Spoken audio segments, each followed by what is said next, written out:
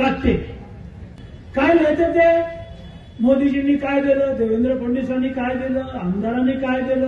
अरे तुझ्या गावात जे आलं ना ते बबनराव लोणीकरनंच दिलं 25 वर्षात. दुसऱ्याने कार्याची डबी दिली नाही. कोणता पक्षाला असू द्या आणि कोणत्याही पक्षाच्या नेत्याला माझं आव्हान आहे, गावातल्या कोणत्याही सरपंचाला, जिल्हा परिषद सदस्याला, पंचायत समितीच्या सदस्याला तुम्ही कोणत्याही पक्षाकडे तुमच्या आणि कार्याची डबी आणून दाखवा, नाहीतर झेंडूबामची बाटली आणून दाखवा डोक्याला लावायला. नाही आणू शकत तुम्ही. कशाचे पक्ष, कशाला धरून टाकलात पक्ष? पक्ष काय आहे?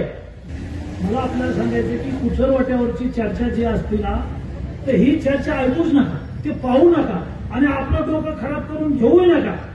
अरे ते कुचरवाट्यावर बसलेले ते 5-6 काटे 10 काटे असतात, त्याच्या माईचा पगार बबनराव लोणीकरनं केला, त्याच्या बापाचं पेन्शन बबनराव लोणीकरनं केलं.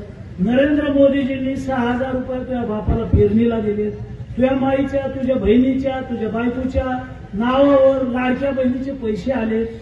तुझ्या अंगावरचे कपडे आमच्या सरकारचे, तुझ्या पायातलं बूट चप्पल आमच्यामुळं आहे, तुझ्या हातातलं ते डबडं मोबाईलचं आमच्यामुळं आहे.